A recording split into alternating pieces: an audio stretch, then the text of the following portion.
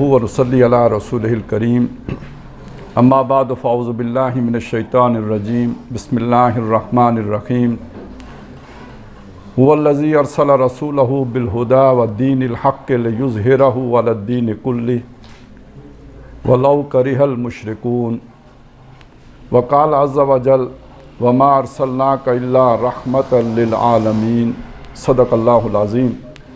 Rabbi इश्रह ली सदरी व यस्सिर ली अमरी वहलुल उक़दतम मिन लिसानी यफ़क़हू क़ौली आमीन या रब्बल आलमीन। हेड ऑफ़ डिपार्टमेंट जनाब गुलाम सरवर साहब और दीगर तमाम मुंतज़मीन जिन्होंने इस महफ़िल का इनेकाद किया है, मैं शुक्रगुज़ार हूँ आपका कि आपने मुझसे ये तवक्को बांधी कि मैं आपने जो मौजू मुकर्रर किया है उस पर इज़हार ख्याल करने के लिए मौजू हूँ। अल्लाह ताला से दुआ गो हूँ कि आपकी तवक्कुआत पर मुझे पूरा उतरने की तौफ़ीक़ अता फ़रमाए। जो मौजू है पहले इसको समझ लीजिए। ये जो मेरे पीछे लिखा है आइडियालॉजी और मुस्तकबिल, आइडियालॉजी ऑफ द फ्यूचर, बुनियादी तौर पर अल्लामा इकबाल के शारे हैं डॉक्टर रफ़ीउद्दीन, उनकी एक किताब है आइडियालॉजी ऑफ द फ्यूचर। ये मौजू असल में उससे मुस्तार लिया गया है। मुराद उससे क्या है? मुराद उससे ये है कि जूँ जूँ इंसानी तमद्दुन आगे बढ़ रहा है, तहज़ीब आगे बढ़ रही है, नए नए मसाइल पैदा हो रहे हैं। मसलन एक बात है, हम बड़े फ़ख्र से कहते हैं कि दुनिया ग्लोबल विलेज बन गई है। इसका मतलब क्या है कि जैसे पहले गांव में लोग कनेक्ट होते थे एक दूसरे के साथ, फासले गांव में बड़े सिमटे हुए फासले हैं, एक दूसरे के साथ रब्ता कोई मुश्किल है नहीं। तो अब जो जदीद ज़राए नक़्ल व हमल आए हैं और जदीद जो ज़राए इबलाग आए हैं, उन्होंने लोगों को पूरी दुनिया में, पूरे ग्लोब पर लोगों को आपस में इस तरह जोड़ दिया है कि जिस तरह पहले गाँव में लोग जुड़े होते थे। अच्छा, ये बात तो ठीक हो गई, लेकिन इससे एक मसला पैदा हो गया। गांव में जो लोग रहते थे वो ज़्यादा से ज़्यादा एक बरादरी होते थे, या अगर 2 या 3 बरादरियां भी हैं तो वो उनकी कल्चरिंग हो चुकी होती थी। वो इकट्ठे चूँकि सदियों से साथ रह रहे होते थे, लिहाजा उन्होंने जो भी उनके इश्यूज़ थे वो सॉल्व कर लिए होते थे। अब पुरअमन तरीके से गाँव में रह रहे होते हैं, और गाँव में कोई एक आध उनका चौधरी भी होता था कि अगर कोई मसला शसला बन गया तो चौधरी साहब के साथ चले गए, और चौधरी साहब ने अच्छा फ़ैसला किया, बुरा फ़ैसला किया, उस पर आमीन कहा और इशू सॉल्व हो गया। जुल्म हुआ, ज़्यादती हुई, वो एक अलग बात है, लेकिन यानी कोई बड़ा जो है ना प्रॉब्लम नहीं खड़ा हुआ। लेकिन जब दुनिया आपस में जुड़ गई और इसका चौधरी कोई नहीं, तो अब उसके नतीजे में मसाइल पैदा हुए। तो ये मसाइल कैसे मसाइल थे? ये करोड़ों इंसानों की जानें ले गए हैं। पहली जंग अजीम हो गई। भाई जंग अजीम क्यों हुई? जब आपस में इतना करीबी राब्ता हो गया और ज़हनी हमांगी नहीं है, तो अब मसाइल पे झगड़ा होगा ना, जो भी, अब बल्कि वसाइल पे झगड़ा होगा। ये अगर मशरिक़ वुस्ता से तेल निकलेगा तो इस तेल पर कब्ज़ा किसका होगा? एक गोरे का होगा या काले का होगा, और मशरिक़ का होगा या मगरिब का होगा, तो झगड़ा होगा या नहीं होगा? तो गाँव में तो ये झगड़े सेटल हो जाते थे, भाई ये तेरा खेत, ये मेरा खेत, ये फलाने का पानी, ये फलाने का पानी। उस पानी पे भी अगर झगड़ा हो गया तो ये तो फलाने के आबा से चला आ रहा, उनका पानी है, मसला हल हो गया, बैठे दलाइल दिए, काम ख़त्म हो गया, झगड़े से बच गए। लेकिन गांव में जब झगड़ा तो हल हो गया, लेकिन जब दुनिया में झगड़ा खड़ा हुआ, तेल पे खड़ा हुआ, वसाइल पे खड़ा हुआ, मादनियात पे खड़ा हुआ, रस्तों पे खड़ा हुआ कि भाई नहरे सवेज से गुजरने का हक़ किसको होगा और किसको नहीं होगा, तो अब इन चीज़ों ने फिर बड़े बड़े झगड़ों की सूरत इख्तियार की, जिसे आप आलमी जंग कहते हैं। उससे पहले तो दुनिया, जब तक दुनिया आपस में जुड़ी नहीं थी तो आलमी जंग भी नहीं हुई थी। तो दुनिया जब आपस में जुड़ गई, गाँव बन गई, तो फिर आलमी जंग भी हुई, और आलमी जंग हुई तो उसमें फिर एटम बम भी चल गए, क्योंकि अब इतनी टेक्नोलॉजी आपके पास आ चुकी थी कि शहरों के शहर आप मलियामेट कर सकते थे। तो अब आपको समझ आई कि जो जिसे हम फ़ख्र से कहते हैं वो मुसीबत है। ये मुसीबत ज़ाहिर है पहले कौन महसूस करेगा? जो लोग अपने अपने शोबों में गुम हो गए हैं वो तो नहीं महसूस कर सकते। इसे वही महसूस करेंगे जो सोचते हैं, जो आलमी तनाजुर में सोचते हैं, जो जिन्हें मुफक्करीन कहते हैं, वो सोचते हैं। चुनाचे वो इस मसले का हल पेश करेंगे। तो अब इस मसले का हल एक जो सामने आया वो ये है कि यार ये जो झगड़े होते हैं इनमें मज़हब का भी बड़ा अंसर होता है। तो इस मज़हब को तो करो ना साइड पर, तो ऊपर लेके आओ सेकुलरिज्म, जहाँ किसी मज़हब की नहीं चलेगी। ہم وہ جتنے اس علاقے کے رہنے والے لوگ ہوں گے وہ مل بیٹھ کے طے کر لیں گے، جو وہ طے کر لیں گے وہ نافذ ہوگا، جھگڑا ختم کرنا ہے۔ یہ جو آئین بنتے ہیں نا، کسی ملک کے اندر آئین بنتا ہے، کیوں بنتا ہے؟ یہ اسی لیے بنتا ہے کہ جو بعد میں جھگڑے پیدا ہونے ان کو پہلے بیٹھ کے ادھر ڈسکس کر کے سیٹل کر لو کہ ان چیزوں کو ہم یوں ڈیل کریں گے۔ یہ ان جھگڑوں کو ختم کرنے کے لیے آئین بنائے جاتے ہیں۔ لیکن ملکوں کے جھگڑے کھڑے ہو جائیں تو کیا کریں؟ یہ ایک نئی بات آ گئی۔ اب آپ سوچئے یہ آئین تک بھی کب پہنچے؟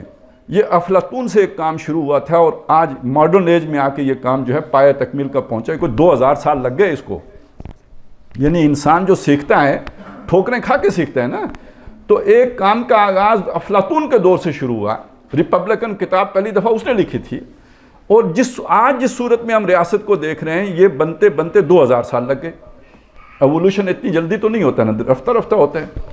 تو اسی طرح نئی سوچ یہ پیدا ہوئی کہ یہ جو آپس کی لڑائیاں، عالمی جنگ، جنگ عظیم 1، جنگ عظیم 2، اس کو ختم کیسے کریں؟ یہ لوگوں کے درمیان اتفاق و اتحاد کیسے پیدا کریں؟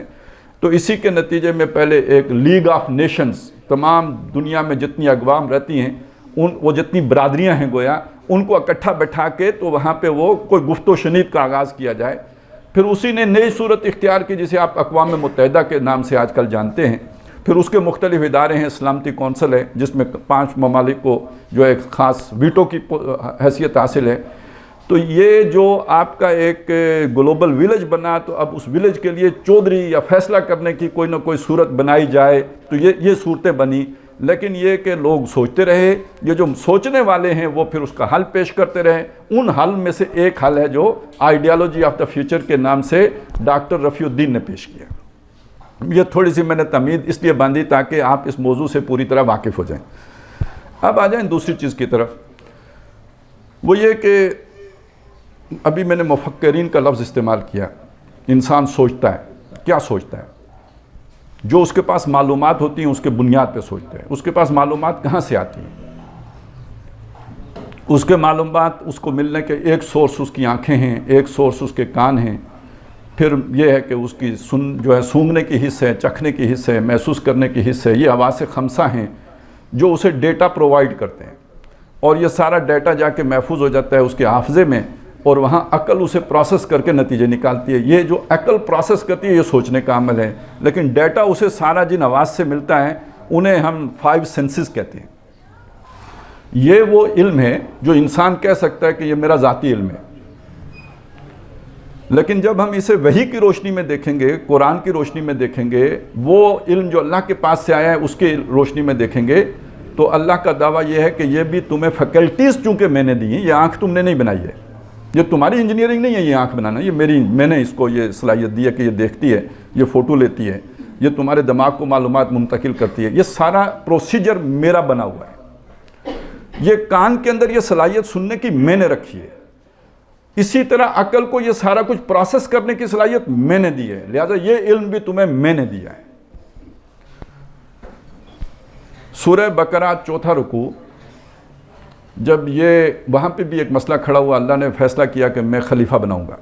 فرشتوں نے کہا آپ خلیفہ بناؤ گے اس کو جو لڑتا بڑھتا ہے، اتجعل فیہا من یفسد فیہا، جو فساد کرتا ہے، جنگ عظیم ایک کرتا ہے دوسری کرتا ہے، وہ فرشتوں نے کچھ حالات دیکھ کے اندازہ لگا لیا پہلے ہی، تو یعنی یہ تو بڑا خون خرابہ کرے گا، اس کو آپ اختیار دے دیں گے۔ اب یہ دیکھیے اختیار کا مطلب کیا ہے؟ خلیفہ کا مطلب اختیار دینا کچھ، اس کا مطلب کیا ہے؟ اللہ نے جتنی مخلوق بھی بنائی تھی اس سے پہلے کسی کو اختیار نہیں تھا۔ فرشتہ ایک طرح کا روبوٹ ہے۔ یہ لفظ اگر آپ کو کمتر لگے تو میں صرف سمجھانے کے لیے کہہ رہا ہوں، فرشتہ بہت عظیم اللہ کی مخلوق ہیں، بڑی عزت والے ہیں، بڑے اکرام و تکریم والے ہیں، لیکن یہ کہ سمجھانے کے لیے کہہ رہا ہوں کہ وہ وہی کرتے ہیں جو ان کو فیڈ کیا جاتا ہے۔ وَيَفْعَلُونَ مَا يُؤْمَرُونَ، جو انہیں کمانڈ دی جاتی ہے وہ وہی کرتے ہیں۔ بالکل جیسے آپ کمپیوٹر سے کام لیتے ہیں اس طرح اللہ تعالیٰ فرشتوں سے کام لیتے ہیں، وہ دائیں بائیں اپنے سے کوئی فیصلہ نہیں کرتے، لہذا ان کے پاس کوئی اختیار نہیں ہے۔ باقی آپ دیکھ لیجئے، اللہ نے آگ بنائی ہے تو آگ کو ٹھنڈے ہونے کا اختیار تو نہیں ہے نا، وہ گرمی رہے گی۔ پانی کو اللہ نے اس کو سطح ہموار رکھنی ہے، پانی کے بس میں نہیں ہے کہ وہ علیحدہ ہو کے کھڑا ہو جائے، اس نے تو سطح اپنی ہموار ہی رکھنی ہے۔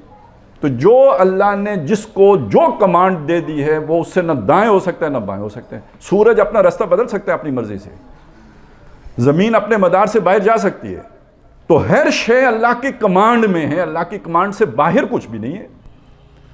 اسی طرح سمجھ لیجئے کہ صرف ایک مخلوق میں بنانے والا ہوں جس کو میں یہ اختیار دوں گا، اس کی مرضی ہے ادھر جائے یا ادھر جائے، تو دیکھیے نا خود سمجھ آئے گی یا نہیں کہ پھر تو فساد بھی ہو جائے گا۔ سورج کو اپنی مرضی کرنے دی جائے تو وہ جا کے کہیں کسی اور کے جو ہے وہ پورا خاندان اپنا ٹبر لے کے یہ زمین عطارد فلانا سارا پورا شمسی نظام لے کے کسی اور کی گلیکسی میں گھس جائے گا تو جھگڑا ہو جائے گا۔ تو اختیار نہیں ہے تو یہ سارا خاندان ٹبر لے کے ایک طرف وہ جا رہا ہے جیسے چل رہا ہے، جو اللہ نے اس کے لیے رستہ طے کر دیا، کل فی فلک یسبحون، اپنے اپنے دائرے میں گھوم رہے ہیں، اس لیے دنیا چل رہی ہے، کائنات چل رہی ہے۔ اگر وہ اپنا دائرہ چھوڑ دیں، اپنے اختیار اگر ان کا ہو تو گڑبڑ ہو جائے گی۔ یہ چیز دیکھ کے فرشتوں نے قیاس کیا کہ یہ تو گڑبڑ کرے گا۔ وَنَحْنُ نُسَبِّحُ بِحَمْدِكَ وَنُقَدِّسُ لَكَ، اے اللہ ہم تیری تسبیح بھی کرتے ہیں، تیری تقدیس بھی کرتے ہیں، تیری پاکی بھی بولتے ہیں۔ یہ لطیف انداز ہے کہ یعنی یہ اگر آپ نے کرنا ہی ہے تو یہ اختیار آپ ہمیں دے دیجئے، کیونکہ ہم دائیں بائیں نہیں ہوتے، ہم آپ کی بات ہی مانتے ہیں۔ اللہ نے فرمایا کہ دیکھو ایک بات سمجھو، یہ جس کو میں خلافت دوں گا نا اسے میں کچھ اسپیشل جو ہے نا وہ فیکلٹیز بھی دوں گا، اس کے پاس کچھ خاص صلاحیتیں بھی ہوں گی، یہ تمہارے پاس نہیں ہیں۔ وہ کیا ہیں؟ وہ علم آدم الاسماء کلھا، اللہ نے آدم کو تمام چیزوں کے نام سکھا دیے۔ آج جب یہ میں بات کہہ رہا ہوں تو آپ کو یوں لگے گا جیسے ابھی میں آپ کے سامنے تقریر کر رہا ہوں تو اللہ نے بھی بس شف کیا تو آدم کو ساری چیزوں کے نام آ گئے، ایسا نہیں ہے۔ آپ یوں سمجھیے جیسے آدم سے لے کے آج ہم یہاں پہنچے ہیں تو دنیا گلوبل ولیج بنی ہے، ایسے ہی آدم کو اس علم تک پہنچنے کے لیے بھی ہو سکتا ہے کوئی پورا ایرا گزرا ہو جو ہمیں نہیں معلوم۔ وہ کتنا عرصہ گزرا یہ ہم نہیں جانتے، لیکن ایک وقت ہے کہ جس میں وہ اب دیکھیے نا انسان نے کہاں سے کہاں تک جو ہے وہ آگے بڑھا ہے کہ کبھی اسے آگ جلانے کا بھی نہیں پتہ تھا کیسے جلائی جاتی ہے، پھر اس نے پتھر رگڑ کے آگ جلانا سیکھا، پھر اسے گھر بنانے کا طریقہ نہیں آتا تھا، اس نے گھر بنایا۔ آج تو خیر ہم انجینئر ہوتے ہیں، لیکن یہ کہ کرتے کرتے جو ہے نا وہ بات وہاں تک پہنچی کہ آدم علیہ السلام کو چیزوں کے نام آ گئے۔ یہ اب انسان کے جو اللہ نے پروسیس رکھا ہے نا، یہ چیزوں کے نام رکھتا ہے، یہ سورج ہے، یہ چاند ہے، یہ مریخ ہے، یہ آگ ہے، یہ پانی ہے، یہ لکڑی ہے، یہ پتھر ہے، یہ کوئلہ ہے، یہ لوہا ہے، یہ دھاتیں ہیں، یہ صرف انسان کرتا ہے۔ یہ جب علم ان کے پاس آ گیا تو اب فرشتوں سے کہا کہ جی آپ ذرا ان کے نام بتاؤ نا، یہ جو خواص یہ بتا رہا ہے نا، یہ پانی بنا ہے H2O سے، آپ کو پتہ ہے H2O سے بنا ہے؟ فرشتے کو کیا پتہ ہے H2O کیا بلا ہوتی ہے؟ یہ تو آدم کا کام ہے، اسے پتہ ہے کہ یہ پانی جو ہے نا یہ اس کا یہ فارمیشن ہے اور یہ اس کے اندر جو ہے نا وہ چیزیں یہ اس کی عقل کے اندر اللہ نے رکھ دیا تھا۔ تو اب معلوم یہ ہوا، جو بات میں کہنا چاہتا ہوں، یہ جو اختیار ہے اس کی بنیاد یہ علم ہے، یہ جو عقل کو اللہ نے علم دیا ہے، اس علم کی بنیاد پر اللہ نے انسان کو اختیار دیا کہ یہ مس ڈائریکٹڈ نہیں ہوگا، ٹھوکر کھائے گا، سیکھے گا، واپس آئے گا اور اپنی اصلاح کر لے گا۔ اس میں ایک چیز اسی رکوع کے آخر یعنی پہلی بات تو یہ سمجھ میں آ گئی کہ انسان کو اللہ نے زمین کے اوپر جو اختیار دیا ہے، اس اختیار کی بنیاد جس شے کو بنایا ہے وہ یہی عقل کا علم ہے جو اسے دیا گیا۔ علم الاسماء بھی کہتے ہیں اس کو، علم الابدان بھی کہتے ہیں اس کو، بدنوں کا علم، یعنی جسے آپ کہتے ہیں فزیالوجی کہہ لیجیے، چلیں آپ تو فزیالوجی تو اب ہم نے خاص کر لی انسانی جسم سے متعلق، آپ اسے فزکس کو بھی بیچ میں لے لیں تو یہ سارا جو بھی سائنسی علم جسے ہم کہتے ہیں وہ علم الابدان ہے، باڈیز کا علم۔ تو باڈی صرف انسانی باڈی نہ لیں، تمام باڈیز لیں۔ اچھا، یہ علم انسان کو دے کے اسے اختیار دیا، لیکن بعض جگہوں پہ انسان کو یعنی اللہ تعالیٰ کا علم ظاہر ہے انسان کے علم سے زیادہ کامل ہے، انسان کا علم جو ہے وہ محدود ہے، اللہ کا علم لا محدود ہے۔ تو اللہ تعالیٰ نے یہ اہتمام بھی کیا کہ جہاں جہاں انسان کو گائیڈنس کی ضرورت ہوگی تو ایک اسپیشل ذریعے سے بھی اس کو علم دوں گا، ایک اسپیشل ذریعے سے بھی اس کو علم دوں گا جہاں گائیڈنس کی ضرورت ہوگی، جہاں اس کی عقل بس کر جائے گی، آگے نہیں دیکھ سکے گی جہاں اس کی آنکھ، وہاں پھر میں اس کا انگلی پکڑ کے اسے لے کے چلوں گا۔ یہ ہے علم النبوت۔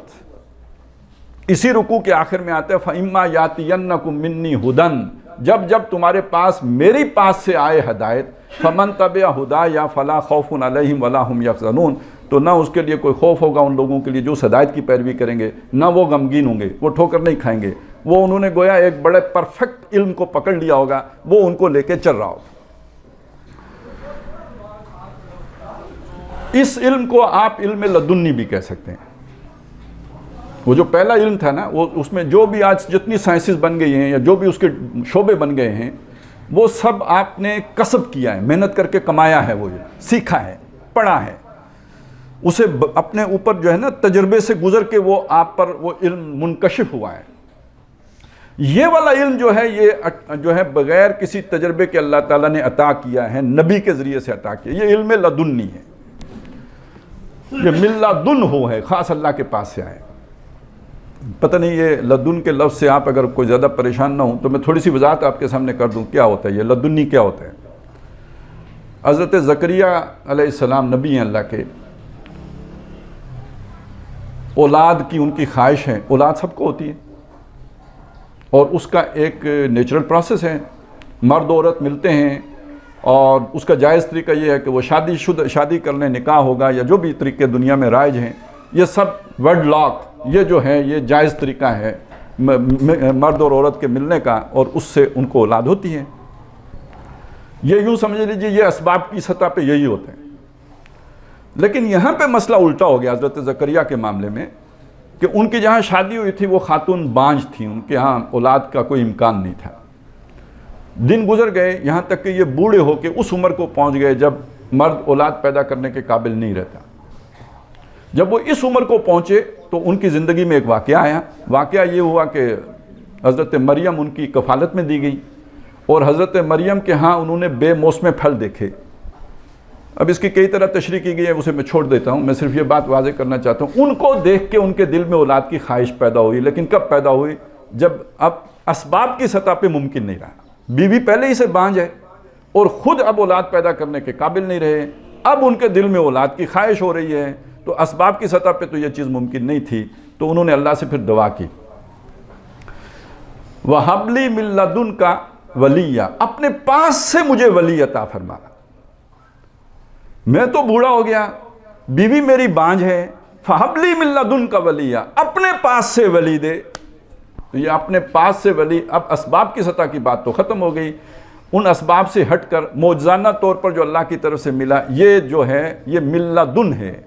اسی طرح سمجھے ایک علم ہم تجربے سے سیکھتے ہیں. یہ میں نے انگلی ڈالی آگ میں، آگ نے انگلی جلا دی، مجھے پتہ لگ گیا جلاتی ہے، یہ میں نے سیکھا ہے، انگلی جلا کے سیکھا ہے. اور میں نے بیٹے کو بتا دیا کہ بیٹا آگ جلاتی ہے. اب اگر وہ میری بات مان لے گا تو بچ جائے گا، نہیں تو وہ بھی انگلی ڈال کے سیکھ لے گا کہ آگ جلاتی ہے. لیکن یہ کہ میں نے جھوٹ بولا، اس جھوٹ بولنے سے مجھے کوئی چھالا نہیں پڑا، کوئی میری زبان پہ جلن نہیں ہوئی. میں نے حرام کھایا، میرے پیٹ میں مروڑ نہیں اٹھا، مجھے کوئی جو ہے آنتوں میں کوئی سوزش نہیں ہوئی، کوئی آگ اندر جو ہے نا نہیں دیکھی. لیکن مجھے نبی نے بتایا کہ اگر آپ کھاؤ گے حرام تو یہ اپنے پیٹ میں آگ بھرو گے. مجھے یہ بتایا گیا اس ایک خاص علم کے ذریعے سے کہ اگر جھوٹ بولو گے تو تمہارے اندر ایمان نہیں ہے، یہ اس بات کی علامت ہے. مومن جھوٹ نہیں بول سکتا. اب یہ دیکھیے یہ میرے علم میں نہیں ہے یہ چیز. میرے علم کے مطابق تو جھوٹ بولنے سے کوئی نقصان نہیں ہوتا. میرے علم کے مطابق جھوٹ حرام کھانے سے کوئی نقصان، بلکہ بندے تن و توش بڑھتا ہے. کوئی جتنا آپ زیادہ کھائیں گے اتنے موٹے ہوں گے. بعض لوگ بیچارے موٹے بغیر کھائے بھی موٹے ہو جاتے ہیں، میں ان کی بات نہیں کر رہا، میں نارمل بات کر رہا ہوں. تو اب اس سے آپ یہ بات سمجھ لیجئے کہ یہ تو ایک علیحدہ علم ہے جو مجھے بتا رہا ہے جھوٹ بولنے کا یہ نقصان ہے، حرام کھانے کا یہ نقصان ہے، فلانا کام کرنے کا یہ نقصان ہے. یہ علم لدنی ہے جو نبیوں کے پاس ہے. یہاں انسان کی عقل نہیں، اس کے تجربے میں نہیں آ سکتا. یہ گائیڈنس اسے اوپر سے ملے گی، اللہ کی طرف سے ملے گی. اس کی اہمیت کیا ہے انسان کی زندگی میں؟ دیکھیں ہم سب کہتے ہیں آپ کو بھی سکھایا جائے گا سچ بولو. کیوں؟ سچ کی ضرورت ہے. سچ نہیں بولیں گے تو مجھے بتائیں کہ کوئی بھی ادارہ کیسے چلے گا؟ آج آپ یونیورسٹی آتے ہیں، کل اگر آپ کسی ادارے کے ہیڈ بنتے ہیں، انتظامات سنبھالتے ہیں، کوئی پروجیکٹ ہے آپ کو اسائن ہوتا ہے، کہیں کوئی فیکٹری بنانی ہے، نہ کوئی اپنا عہد پورا کرتا ہے کوئی کانٹریکٹر، نہ کوئی اپنی جو ہے نا ذمہ داریاں پوری کرتا ہے، نہ کوئی سچ بولتا ہے، تو کیسے یہ پروجیکٹ مکمل ہوگا؟ تو یہ تو ہمارے تجربے میں آ چکا ہے کہ جب آپ جھوٹ بولیں گے تو اس سے یہ نقصان ہوں گے، جب آپ جو ہے وہ معاہدے کی خلاف ورزی کریں گے تو اس سے یہاں تک تو انسان پہنچ گیا. چلیں بڑی بات ہوئی. لیکن پتہ ہے یہ ساری جو ہم نیکیاں پھیلاتے ہیں نا، ایک سطح پہ جا کر ان کے اوپر آ جاتا ہے، بلاک کر دیتے ہیں، اس سے اوپر نہیں لے کے جاتے. مثلا اپنی قوم کے فرد کے ساتھ جھوٹ بولنا تو بڑی بری بات ہے. لیکن دوسری قوم کے لوگوں کے ساتھ جھوٹ بولنا آج بھی دنیا میں غلط بات نہیں ہے. کوئی امریکی صدر اگر امریکیوں سے جھوٹ بولے گا تو وہ نااہل ہو جائے گا، صادق نہیں رہا نا، صادق اور امین نہیں رہا، نااہل ہو جائے گا. لیکن اگر وہ عراق کے بارے میں جھوٹ بولے گا کہ وہاں ماس ڈسٹرکشن ویپنز ہیں اور عراق پہ جنگ مسلط کر دے گا، تو یہ تو قومی ضرورت تھی نا، یہ جھوٹ بولنا قوم کی ضرورت تھی. تو فرق کیا ہوا؟ جھوٹ برا نہیں ہے، جھوٹ اگر اپنی ذات کے لیے بولا جائے تو برا ہے، جھوٹ اگر اپنی قوم کے لیے بولا جائے تو نیکی ہے. انسان کہاں پہنچا؟ یہاں پہنچا. نبی کیا کہتے ہیں کہ جھوٹ ہر حال میں برا ہے، اپنے لیے بولو تو بھی برا ہے، قوم کے لیے بولو تو بھی برا ہے. جو شے بری ہے وہ بری ہے، وہ کسی کے لیے ٹھیک نہیں ہو سکتی. تو اب آپ کو سمجھ آئی کہ ہماری عقل دوڑ کے جہاں تک پہنچی ہے ٹھیک ہے، اپنی ذات سے تو نکل آئے ہم، لیکن قومیت کے بت کو ابھی نہیں توڑ سکا انسان. اس قومیت کے بت کے نیچے ہی ابھی اس کی پوجا کر رہا ہے. یہ میں نے صرف ایک چھوٹی سی مثال آپ کے سامنے رکھی ہے. باقی یہ کہ دوسروں کے وسائل ہڑپ کرنا، یعنی آپس میں تو حرام خوری ہے، بہت غلط بات ہے، لیکن دوسروں کا تیل نکال کے پی جانا وہ کوئی بری بات نہیں ہے. وہاں پہ جو ہے نا وہ ایٹم بم چلا دینا یہ کوئی بری بات نہیں ہے. تو ان چیزوں میں ابھی انسان بہت، یوں سمجھ لیجئے وہی جنگل کا دور ہے. انفرادی طور پہ تو بہت کچھ سیکھ گیا، قومی سطح پہ ابھی بھی جنگل کے دور میں ہے. یہ وہ چیزیں ہیں جو کانفلکٹ پیدا کرتی ہیں. ان چیزوں کے نتیجے میں جنگیں ہوتی ہیں. 2 جنگیں ہو چکی ہیں، تیسری جنگ کے دہانے پر ہیں، کھڑی ہے. اور اب جہاں پہ ہم پہنچ چکے، اب آپ دیکھیے یعنی صرف پاکستانی کا مسئلہ نہیں ہے کہ حالات کافی شیکی ہیں، باقی دنیا میں بھی کافی گڑبڑ ہے. ابھی پچھلے دنوں آپ نے امریکہ کے بارے میں سنا ہوگا کہ بھئی وہ اپریل مئی میں کوئی وہاں بھی ڈیفالٹ کا خطرہ ہے. اصل چکر کیا ہے سمجھیں، گلوبل ویلیج ہے جس میں ہم رہتے ہیں. یہاں پہ دنیا میں جو اکانومیکل پاور تھی، اکنامکس میں سب سے اوپر وہ امریکہ، تو صرف ٹیکنالوجی میں نہیں اکنامکس میں سب سے اوپر تھا. اب دنیا کہتی ہے یار چائنا بڑی تیزی سے ترقی کر رہا ہے، سن 2030 تک وہ امریکہ سے آگے نکل جائے گا. یہ پریڈکشنز ہیں، یہ اندازے ہیں. اچھا ادھر نیچر کیا کہتی ہے؟ نیچر یہ کہتی ہے کہ جب ایک بازار بھی ہو نا جہاں جس کی منوپلی ہوتی ہے، وہ کسی دوسرے کو اس بازار میں نہیں آنے دیتا.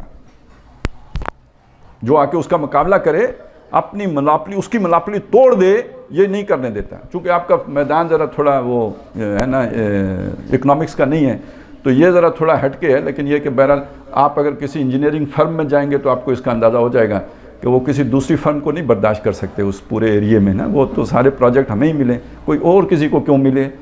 تو یہ انسانی فطرت ہے، وہ سموچا نگلنا چاہتا ہے، سب خود کھانا چاہتا ہے، کسی دوسرے کو حصہ دینے کے لیے تیار نہیں ہے. یہ بازاروں میں بھی ہوتا ہے، عام جو آڑتی ہوتے ہیں وہ بھی یہ کرتے ہیں. اچھا پھر اس سے آگے کیا ہوتا ہے؟ اس سے آگے یہ ہوتا ہے کہ اگر کوئی مقابلے پہ آئی جائے تو آپ چونکہ اتنے عرصے سے آپ کے پاس وسائل ہوتے ہیں کہ پھر چیزیں اتنی سستی بیچ دو کہ اس کو نقصان ہونا شروع ہو جائے تو بھاگ جائے. اگر وہ یہ بھی سسٹین کر دے، مقابلہ کر جائے، پھر آخری یہ ہوتا ہے کہ اس کی دکان کو آگ لگ جاتی ہے، کوئی بدماش اس کے بچے کو اغوا کر لیتے ہیں. یعنی ہر طریقہ اختیار کیا جاتا ہے اس کو بھگانے کا. دکاندار کی سطح پہ بات کر رہا ہوں، معمولی کاروبار کی سطح پہ بات کر رہا ہوں. تو دنیا میں تو خیر گلوبل لیول پہ تو بہت کچھ ہوتا ہے. یہ ساری جو دہشت گردیاں ہوتی ہیں کیوں ہوتی ہیں؟ یہ جو ساری جو مختلف ملکوں کے اندر انسرجنسیز ہوتی ہیں کیوں ہوتی ہیں؟ اس کے پیچھے بڑی بڑی پاورز ہوتی ہیں اور گیم ساری جو ہے وہ معیشت کی ہوتی ہے. کراچی کیوں تباہ کیا گیا؟ دبئی بنانا تھا.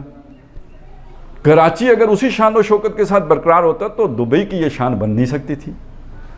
اب گوادر اگر آپ بنانا چاہ رہے ہیں تو دبئی کا نقصان ہے، تو دبئی کیسے برداشت کرے گا کہ جی گوادر جو ہے نا وہ آن بان شان کے ساتھ منصہ شعور پر آئے.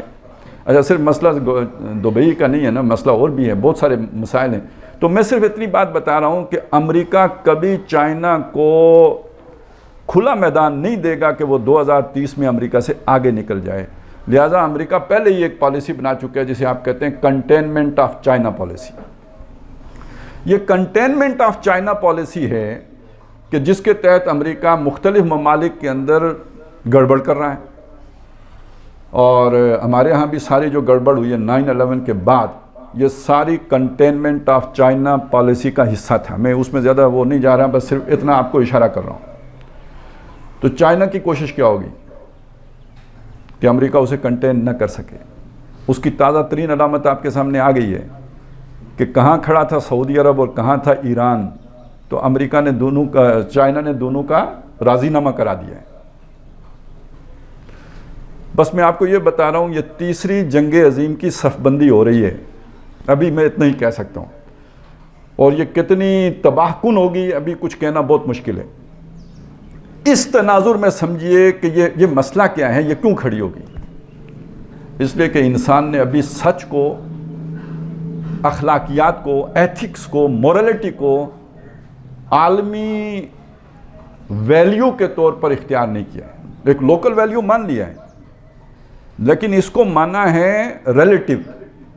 یعنی سچ ایک جگہ پہ سچ خیر ہوگا, دوسری جگہ پہ سچ جو ہے شر ہوگا, اور ایک جگہ پہ جھوٹ جو ہے وہ شر ہوگا, دوسری جگہ پہ وہی جھوٹ خیر ہوگا. تو یہ ریلیٹیو ہے. یعنی یہ کوئی مستقل جو ہے وہ بنیاد نہیں ہے اخلاقیات کی. یہ حالات ہوں گے جو فیصلہ کریں گے کہ سچ بولنا نیکی ہے یا جھوٹ بولنا نیکی ہے. یہ سوچ ہے اس وقت انسان کی. اس کے مقابلے میں صرف مذہب ہے جس کی سوچ یہ ہے کہ نہیں, سچ فی نفس ہی خیر ہے اور جھوٹ فی نفس ہی شر ہے. جھوٹ جب بھی بولا جائے گا نقصان ہوگا, اور سچ جب بھی بولا جائے گا خیر اور نیکی ہوگی. یہاں تک انسان ابھی نہیں پہنچا ہے, یہ سمجھ لیں. تمام تر عقل مندی کے باوجود یہاں تک ابھی انسانیت نہیں پہنچی, اس کی سوچ نہیں پہنچی. اب یہاں سے میں چاہتا ہوں کہ یہ جو آگے میں بات لے کے چلنا چاہتا ہوں, اس کے لیے پھر ایک چھوٹی سی تمہید آپ کے سامنے رکھوں. ہمارے ہاں سے مطلب یہ ہے کہ ہمارے دینی حلقوں میں, جو جیسے آپ انجینئرنگ پڑھتے ہیں تو جو لوگ دین پڑھتے ہیں ان کے یہاں بھی بحثیں ہوتی ہیں, آپ کی اپنی بحثیں ہوتی ہیں, ان کی اپنی بحثیں ہوتی ہیں. ان بحثوں میں سے ایک بحث ہے عقل کی اور وحی کی بحث, کہ فوقیت کس کو حاصل ہے, وحی کو فوقیت حاصل ہے یا عقل کو فوقیت حاصل ہے. اور ایک کو کہتے ہیں عقلیت پرستی. یہ الف والا عقلیت نہیں ہے, یہ عین والا عقلیت ہے. یعنی وہ شخص جو عقل پرست ہے وہ کہتا ہے کہ وحی جو ہے وہ عقل کے تابع ہے, وحی عقل کے خلاف نہیں ہو سکتی, اگر خلاف ہے تو وحی نہیں ہو سکتی, اپنے اپنے ان کے دلائل ہیں, اس کے تابع ہے. جو دوسرا گروہ ہے وہ کہتا ہے کہ نہیں, جو اصل اہمیت ہے وہ وحی کی ہے اور عقل وحی کے تابع ہے. اب میں آپ کے سامنے سوال رکھتا ہوں, یہ اس کا بیک گراؤنڈ میں نے آپ کو بتا دیا. آپ کے سامنے میں سوال رکھتا ہوں کہ وحی کس کے علم پر مبنی ہے؟ اللہ کے علم پر. اور جو عقل ہے یہ کس کا علم ہے؟ یہ میرا علم ہے. اب آپ سوچئے اللہ کی عقل کے مقابلے میں میری عقل کی کیا حیثیت ہے؟ ٹھیک ہے, تو زیادہ کامل بات کون سی ہوگی؟ وحی کی. تو لاجیکل بات کیا ہوگی؟ جس کا علم زیادہ ہے اس کی تابعداری کی جائے نا. تو وہ تو اللہ کا علم, اللہ یعلم وانتم لا تعلمون, اللہ جانتا ہے تم نہیں جانتے. تو اگر آپ اس رخ سے آ کے دیکھیں گے تو خود آپ تسلیم کریں گے کہ وحی کو فوقیت حاصل ہونی چاہیے. یہ تو اس رخ سے اگر آپ دیکھیں گے تو یہی نتیجہ نکلے گا. لیکن آپ ذرا اسے دوسرے رخ سے دیکھیں. میں آپ کے سامنے کچھ اور سوالات رکھتا ہوں. آپ کو پتہ ہے قرآن مجید اللہ تعالیٰ نے نازل فرمایا, تو تورات کس نے نازل کی؟ وہی اللہ ہی کا علم تھا نا تورات بھی, اور انجیل اور زبور اللہ کی. یہ اللہ نے نہ زبور کو محفوظ رکھا, نہ تورات کو محفوظ رکھا, نہ انجیل کو محفوظ رکھا, قرآن کو محفوظ رکھا. تو 3 کتابوں کے ساتھ اللہ نے وہ سلوک, اللہ کا وہ رویہ نہیں ہے جو چوتھی کتاب کے ساتھ ہے. ہم کہہ سکتے ہیں کہ افضل ہے, ہم کہہ سکتے ہیں کہ محمد رسول اللہ صلی اللہ علیہ وسلم پہ نازل ہوئی ہے اس لیے, لیکن اس کی کوئی لاجیکل ریزن بھی تو ہونی چاہیے نا. اس پر غور کیجئے, میں آؤں گا اس کی طرف, لیکن ابھی میں یہ سوال آپ کے پاس چھوڑ رہا ہوں, اس کو ذہن میں رکھیں. 4 کتابیں اللہ نے نازل کی, ایک کی حفاظت کا ذمہ لیا, 3 کی حفاظت کا ذمہ نہیں لیا. دوسری طرف یہ بات دیکھیں کہ اللہ تعالیٰ نے کوئی 1.25 لاکھ کے قریب کہتے ہیں نبی بھیجے, جو ہماری روایات میں 1,20,000 کے آس پاس نبی ہیں جو آئے ہیں کم و بیش. 313 ان میں سے رسول ہیں. اگر آپ اس پورے عرصے کو دیکھیں گے تو جو آدم علیہ السلام تھے ان کو بھی تو اللہ نے ہدایت دینی تھی یا نہیں دینی تھی؟ دینی تھی نا. ان کو کیا ہدایت دینی تھی؟ ایک میاں ایک بیوی. مسئلے کتنے؟ جو خاندان میں مسئلے ہوتے ہیں میاں بیوی کے مسئلے، نہ ساس نہ سسر نہ بیٹی نہ بیٹا. تو کتنی ہدایت دی؟ اس درخت کے پاس نہیں جانا. ٹوٹل ہدایت کتنی تھی؟ اس درخت کے پاس نہیں جانا. فلا تقربا هذه الشجرہ. اچھا بعد میں اولاد ہو گئی تو چلیں اس کے لیے بھی آ گیا. پھر اولادوں شادیوں کے موقع پیدا ہو گئے تو پھر اس کی رہنمائی بھی دے دی کہ ان کی شادیاں کیسے کرنی ہیں. پھر یہ بڑھتے بڑھتے بڑھتے بہت بڑے جو ہے نا وہ برادریاں بن گئیں. 2000 سال کے بعد نوح علیہ السلام کو بھیجا سمجھانے کے لیے، لیکن وہ سمجھ کے نہیں دیے تو سارے ختم کر دیے، باقی وہی چھوڑے جو سمجھے تھے. تو یہ نئے مسائل پیدا ہوئے تھے. تو اب 2000 سال کا سفر طے کر کے جو اب نوح علیہ السلام کے بیٹے ہیں وہ علم کے اعتبار سے، عقل کے اعتبار سے آدم علیہ السلام کے بیٹوں سے زیادہ سیانے نہیں ہو گئے تھے. تو جو اب نوح علیہ السلام کو آج ہدایت دی گئی ہے وہ اگر آدم علیہ السلام کے بیٹوں کو دی گئی ہوتی تو انہیں سمجھ آتی؟ نہیں سمجھ سکتے تھے. جیسے آج اگر کوئی آپ میتھمیٹکس کے جو فارمولے ابھی پڑھیں تو وہ پرائمری اسکول میں آپ کو پڑھائے جاتے تو سمجھ آتے؟ کبھی نہ آتے. یہی بات ہے. اسی کو سمجھ لیجئے کہ انسان نے علم کا ایک سفر طے کیا ہے. یہ جو 10,000 سال کی تاریخ ہے آدم علیہ السلام سے لے کے نبی صلی اللہ علیہ وسلم تک، 8,000 بھی کہتے ہیں 10,000 بھی کہتے ہیں، یہ جو سارا سفر ہے یہ سفر انسان کے عقل کے ارتقاء کا سفر ہے. اور جو قرآن مجید دیا گیا ہے وہ تب دیا گیا ہے کہ جب انسان ایک خاص سطح تک اس کی عقل پہنچ چکی تھی. یہ آپ کو اندازہ ہے کہ نبی صلی اللہ علیہ وسلم کا جو زمانہ ہے یہ تقریباً افلاطون سے 1200 سال بعد کا زمانہ ہے. افلاطون وہ فلسفی ہے، افلاطون، سقراط، ارسطو، کہ جن کو ماڈرن ایج کا بانی کہا جاتا ہے. آج دنیا میں جتنے بھی فلسفے ہیں ان کی بنیاد رکھنے والے کون ہیں؟ افلاطون، ارسطو، سقراط ہیں. سقراط پہلا ہے، اس کا شاگرد افلاطون تھا اور اس کے بعد یہ ارسطو تھا. پہلا منطقی جو مشہور ہے وہ ارسطو ہے. تو گویا جو ماڈرن ایج ہے اس کا آغاز کب ہوا؟ اس کا آغاز آج سے کم از کم 2500 سال پہلے ہوا. اور نبی صلی اللہ علیہ وسلم اس کے 1200 سال بعد تشریف لائے. یعنی کہ جب وہ سوالات، وہ مسائل، وہ جو بھی اس وقت کی تمدن کا جہاں تک ارتقاء ہونا تھا وہاں تک آپ پہنچ چکے تھے، انسان پہنچ چکا تھا. اب اللہ نے آخری ہدایت دی. وہ جو علم آنا تھا وہ اب اللہ نے دیا. پہلے انسان اس علم کا تحمل نہیں کر سکتا تھا. اچھا اس اعتبار سے اب آپ سوچئے تو یہ جو قرآن مجید ہے اسے کون سمجھ سکتا ہے؟ انسان سمجھ سکتا ہے، باقی عوام تو نہیں سمجھ سکتے.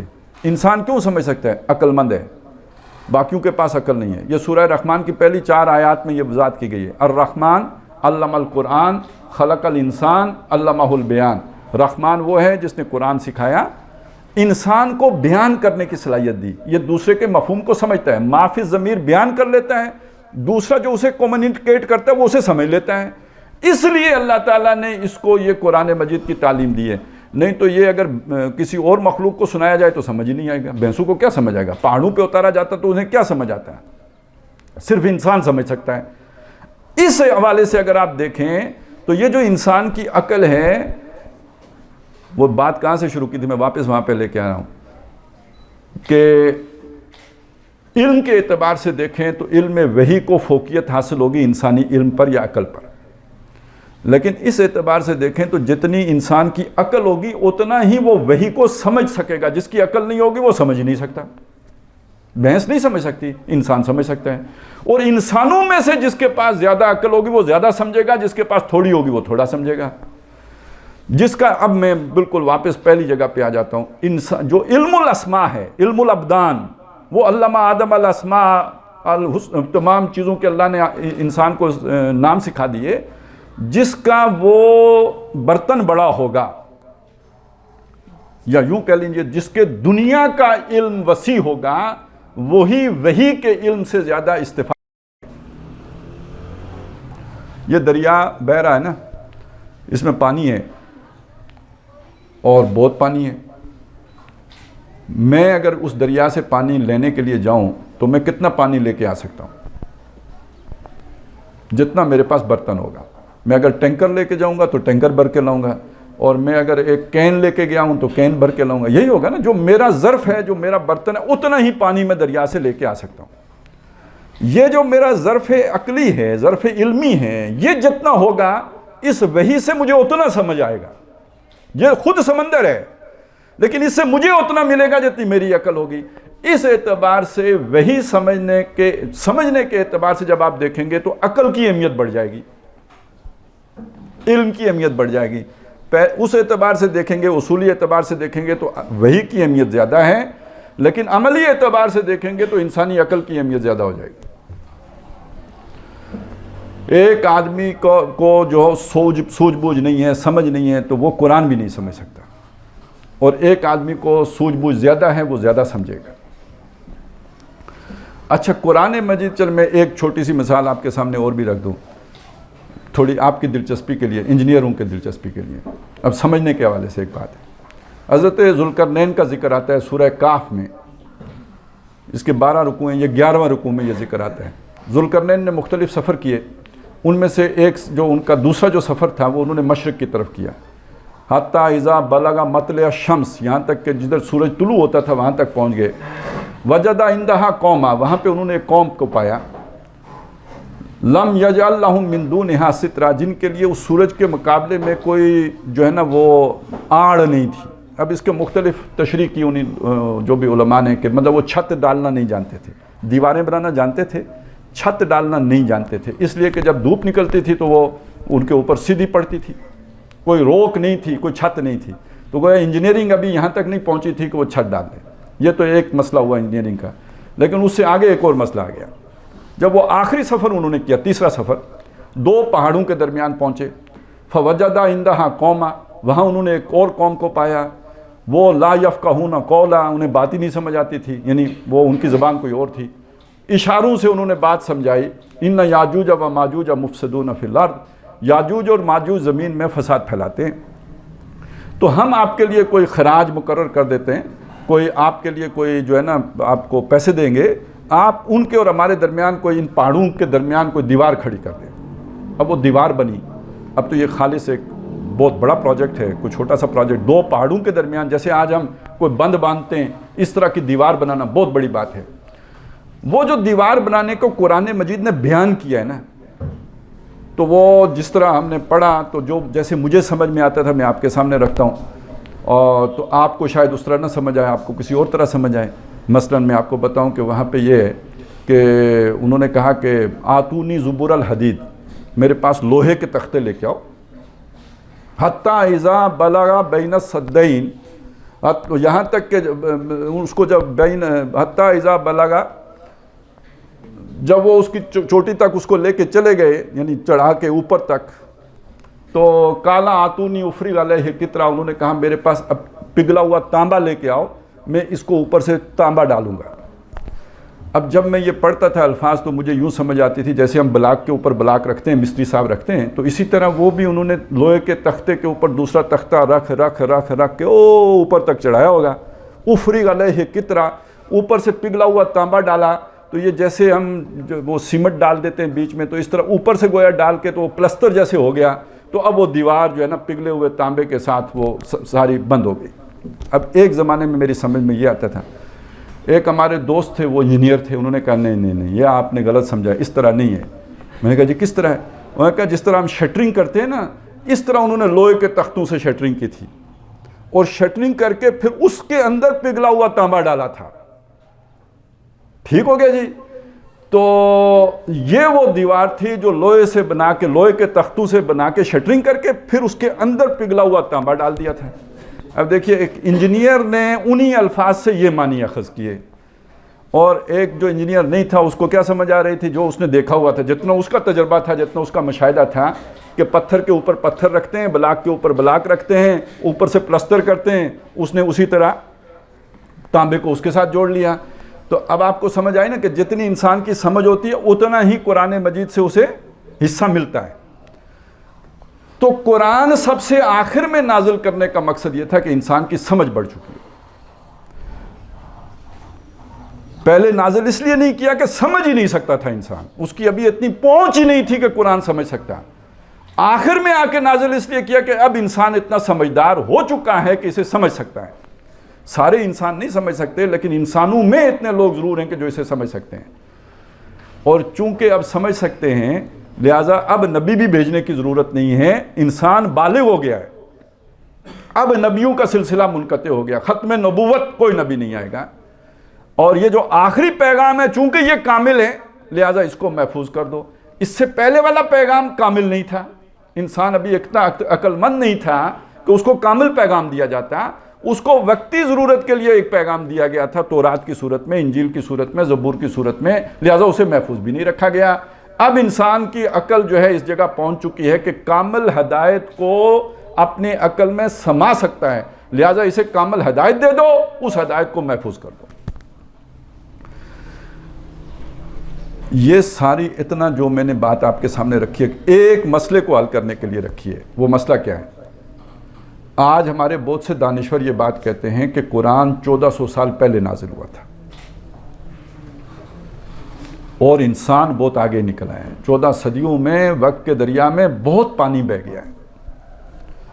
اس بات کے کہنے کا مطلب کیا ہوتا ہے کہ جو قرآن نازل کیا گیا تھا وہ اس دور کے انسان کی ذہنی سطح کے مطابق تو تھا. آج کے دور کا جو انسان ہے اس سے بہت آگے آ گیا ہے. آج قرآن پر عمل کرنا ممکن نہیں رہا کیونکہ قرآن پر عمل کرنے کے لیے واپس 1400 سال پیچھے کی سطح پہ جانا پڑے گا اور انسان پیچھے جانے کے لیے تیار نہیں ہے. میں جو بات آپ کے سامنے عرض کرنا چاہتا ہوں وہ یہ ہے کہ قرآن مجید کی حفاظت کا ذمہ اللہ نے لیا اس لیے تھا کہ انسان اب قیامت تک بھی جتنا سمجھدار ہوگا نا اس کا حل قرآن میں موجود ہوگا. جو بھی اسے مسئلے پیش آئیں گے ان کا حل قرآن میں موجود ہوگا. ایک میں نے آپ کے سامنے ذکر کیا تھا، جھوٹ کا کیا تھا اور بھی کیا، لیکن میں اب ایک ذرا تھوڑی اونچی بات آپ کے سامنے رکھ دیتا ہوں جو قرآن نے حل کی ہے، کوئی اور کر نہیں سکتا. مسئلہ یہ ہے کہ گلوبل ویلیج بن گیا ہے، چودھری بنانا ہے، کس کو بنائیں؟ گورا کہتا ہے گورے کو بناؤ، کالا کہتا ہے ہم کیوں اس کی چودراہٹ مانے، ہم نہیں مانتے. جھگڑا ہے یا نہیں ہے؟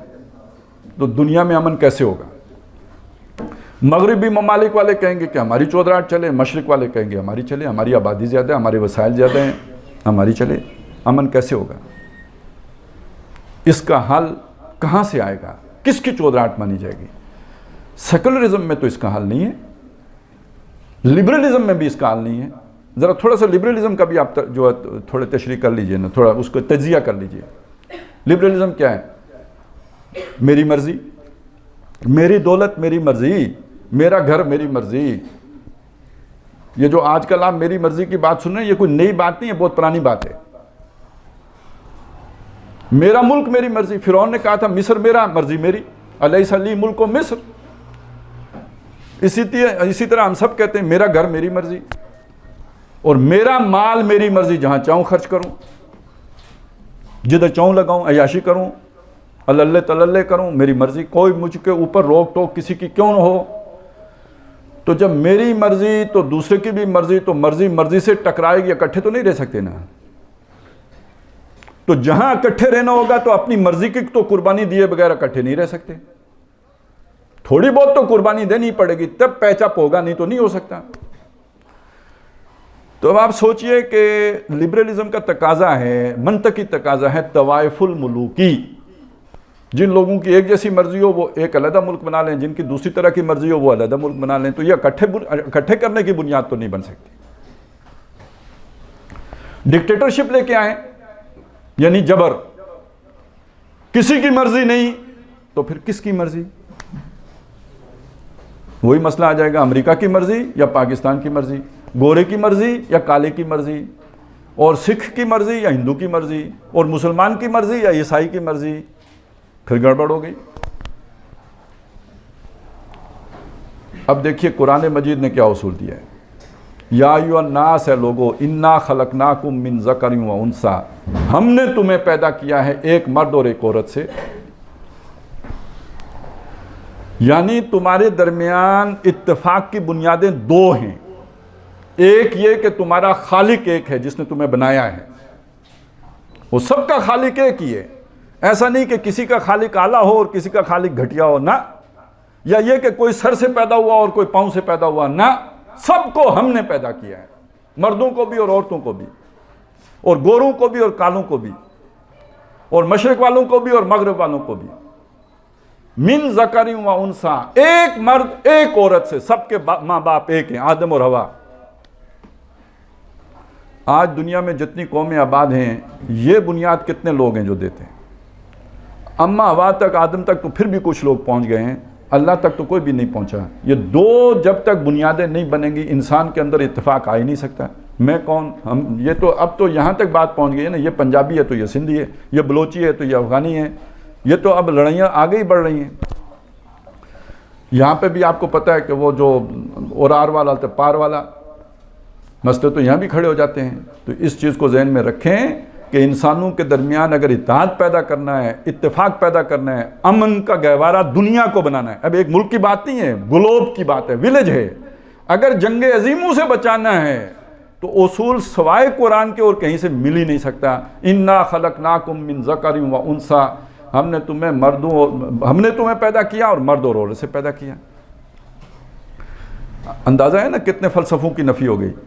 یہ ہندو مت کی چھٹی ہو گئی یا نہیں ہو گئی؟ وہ جو کوئی برہمن جو ہے وہ سر سے پیدا ہوئے ہیں اور کوئی سینے سے پیدا ہوئے ہیں تو کوئی پاؤں سے پیدا ہوئے ہیں، وہ سارے فلسفے اڑ گئے یا نہیں اڑ گئے؟ اور یہ انسانوں کے درمیان امتیاز کی بنیاد بنتا ہے. جو پاؤں سے پیدا ہوا وہ سر سے پیدا ہونے والے کے برابر ہو سکتا ہے؟ یہ تو پھر شودر ہوگا نا، اور یہ پھر اعلیٰ ہے. We are the chosen people. وہ تو پھر اپنے آپ کو خاص مخلوق سمجھیں گے، باقی ڈرٹی ہوں گے، بلکہ بلڈی ہوں گے. تو یہ سارے امتیازات اس ایک جملے نے ختم کر دیے. دوسرا مسئلہ دنیا میں ہمیشہ رہا ہے اور اس کی بنیاد پر بھی کروڑوں انسان مرے ہیں. یہ جو آپ کو پتہ ہے نا، جو فرانس میں انقلاب آیا، آج ہم اس کے نام بھی لیتے ہیں، اس کا ذکر بھی چھیڑتے ہیں. ہمارے ہاں بھی کچھ خون خور قسم کے جو ہے نا، خون خوار قسم کے دانشور ہیں، تو جن کو ہر وقت جو ہے نا خون کا چسکا پڑا ہوتا ہے. وہ کہتے ہیں کہیں فساد مچے تاکہ ان کی آتما کو تسکین ملے. تو یہ جو فرانس میں انقلاب آیا تھا، 2 کروڑ کے لگ بھگ لوگ مرے تھے. ایسے نہیں آ گیا تھا. اور اس انقلاب کا نتیجہ کیا نکلا تھا؟ علامہ اقبال نے وہ نتیجہ بیان کر دیا نا. دیکھیں آیا کیوں تھا، محنت کیوں کی گئی تھی، قربانیاں کیوں دی گئی تھی؟ عدل کے لیے، انصاف کے لیے، ظلم کے خاتمے کے لیے. جہاں پہ آج ہم کھڑے ہیں کہ یار یہ ظالمانہ نظام ختم ہونا چاہیے، تبدیلی آنی چاہیے، اس تبدیلی کے لیے کروڑوں لوگ مر گئے. اور جو نکلا، لوگ یہ سمجھے کہ تبدیلی آ گئی، لیکن اقبال نے تب کہا تھا یہ تبدیلی نہیں ہے، یہ شیطانی چال ہے. شیطان نے جب دیکھا کہ انسان اب سیانو ہو گیا ہے، میرے ظلم کا نظام اب نہیں چل سکتا، اس نے شکل تبدیل کر دی ہے، میک اپ چینج کر دیا ہے وہی ظالمانہ نظام. ہم نے خود شاہی کو پہنایا ہے جمہوری لباس، جب سے آدم ہوا ہے خود شناس و خود نگر. خود شناس ہو گیا، خود نگر ہو گیا. ہم نے وہ جو پہلے بادشاہی کا نظام تھا اس کو یہ جمہوری لباس پہنا دیا، اندر وہی بادشاہ ہے. لہذا یہ بھی اقبال ہیں جو کہہ رہے ہیں، کیا تو نے دیکھا نہیں مغرب کا جمہوری نظام؟ چہرہ روشن، اندروں چنگیز سے تاریک تر. اوپر جو ہے نا لیپا پوتی بہت اچھی ہوئی ہے، دیکھو چمکتا دھمکتا چہرہ ہوگا، لیکن اندروں اگر دیکھو، اس کو باریکی سے دیکھو، یہ بدترین ظالمانہ بادشاہی والا نظام ہے. اندروں چنگیز سے تاریک تر. وہ جو ہلاکو خان اور اس کا ٹبر تھا، یہ اس سے بھی گیا گزرا نظام ہے، چنگیز سے تاریک تر. یہ بھی آپ نے گوانتانامو بے کے حالات سنے ہوں گے، ابو غریب جیل کے حالات سنے ہوں گے. باقی جو معاشی استحصال ہے اس کا تو اس کا ایک نتیجہ نکلا نا کہ پھر انسانوں نے دیکھا کہ اس ظلم کا اب خاتمہ کیسے ہو، ایک اور نظام لے کے آتے ہیں. مارکس صاحب اٹھے، انہوں نے کہا کہ یہ کیپٹلزم ہے، یہ سرمایہ داروں کی آمریت ہے، اس کا جب تک پٹھا نہیں بٹھائیں گے اس وقت تک انسانوں کو عدل نہیں مل سکتا. تو اس کا پٹھا بٹھانے کے لیے کیا کرنا پڑے گا؟ تمام وسائل، ذرائع، سب کے سب کو نیشنلائز کر دو. کسی کی انفرادی ملکیت نہیں ہے، سب کو قومی ملکیت میں لے لو. اب ایک اور انقلاب آیا، پھر کروڑوں لوگ مرے. اور اس انقلاب کے اندر سے کیا نکلا؟ ایک جتھے کی، ایک گروہ کی حکومت, اس کو کہتے ہیں ون پارٹی ڈکٹیٹرشپ. ایک پارٹی کی ڈکٹیٹرشپ کہاں, وہ جو مرضی کرے انہیں کوئی پوچھنے والا ہی نہیں. کہنے کو انقلاب آ گیا, کہنے کو ملکیت عوام کی ہو گئی, حقیقت میں چند لوگوں کے ہاتھ میں پوری سلطنت کے وسائل آ گئے. چنانچہ وہ بھی 100 سال کے بعد ختم ہو گیا. 100 سال بھی پورے نہیں کیے, اس سے پہلے ہی دھڑام گر گیا. غیر فطری نظام تھا, چل ہی نہیں سکا. تو یہ کروڑوں انسانوں نے جس عدل کے لیے جانیں دی ہیں, وہ عدل کا نظام کس کے پاس ہے, وہ آئیڈیالوجی کس کے پاس ہے؟ اب آپ سوچئے, یہ جو نبی صلی اللہ علیہ وسلم کو جو رحمت للعالمین کہا گیا, وما ارسلناک الا رحمت للعالمین, یہ صرف مسلمانوں کے لیے کہا ہے؟ سارے جہان والوں کے لیے رحمت بنا کے بھیجا ہے نا, سارے جہان والوں کے لیے رحمت بنا کے بھیجا ہے. وہ نظام اگر کسی کے پاس ہے تو وہ محمد الرسول اللہ صلی اللہ علیہ وسلم پر جو کتاب اتری ہے اس میں ہے. یہ ہے فیوچر کی آئیڈیالوجی. آپ صلی اللہ علیہ وسلم وہ لے کے آئے ہیں, اور نو انسانی کے لیے رحمت ہے وہ, اس لیے آپ بھی نو انسانی کے لیے رحمت بن کے آئے ہیں. اسی لیے فرمایا هو الذی ارسل رسولہ بالہدی ودین الحق لیظہرہ علی الدین کلہ, وہی اللہ جس نے بھیجا اپنے رسول صلی اللہ علیہ وسلم کو الہدی, یہ قرآن مجید دے کر, اور دین حق اس کا ایک عملی نمونہ, نظام عدل اجتماعی دے کر, لیظہرہ علی الدین کلہ, تاکہ وہ رسول صلی اللہ علیہ وسلم اس دین حق کو زندگی کے ہر گوشے کے اوپر غالب کر دیں. سیاست میں اسی نظام کا بول بالا ہو جائے, معیشت میں وہی نظام جو ہے وہ لاگو ہو جائے, سماجی سطح پر اسی نظام کی جو ہے وہ تعلیمات عام ہو جائیں, نافذ ہو جائیں. هو الذی ارسل رسولہ بالہدی ودین الحق لیظہرہ علی الدین کلہ ولو کرہ المشرکون. خواہ مفاد پرست لوگوں کو یہ بات کتنی ناپسند کیوں نہ ہو, محمد رسول اللہ اس لیے آئے ہیں. آپ صلی اللہ علیہ وسلم نے اسے قائم کیا, قائم کر کے دکھایا. اچھا اپنوں کو چھوڑیے, ہم تو تعریف کریں گے, ہمیں تو حضور سے محبت ہونی چاہیے, عقیدت ہونی چاہیے, ہمارے تقاضا ہے. لیکن غیروں نے بھی نبی صلی اللہ علیہ وسلم کو اگر نبی نہیں بھی مانا تو آپ کی جس بات کی تعریف کیے بغیر نہیں رہ سکے وہ کیا تھی, کہ جہاں تک انسانی مساوات کی بات ہے, جہاں تک اخوت و محبت کی بات ہے, جہاں تک انسانوں کے درمیان جو ہے وہ عدل کو قائم کرنے کی بات ہے, حریت کی بات ہے, اخوت کی بات ہے, اس کے واز ہمیں پچھلی تاریخوں میں حضرت عیسیٰ علیہ السلام کے ہاں بھی ملتے ہیں, اور جگہوں پہ بھی ملتے ہیں. لیکن یہ ماننا پڑتا ہے کہ تاریخ انسانی میں ان اصولوں پر مبنی ایک معاشرہ پہلی دفعہ قائم کیا محمد رسول اللہ نے. غیروں نے یہ بات نہیں کہی کہ وہ رات کو کتنی نماز پڑھتے, اس کا کوئی ذکر نہیں کیا.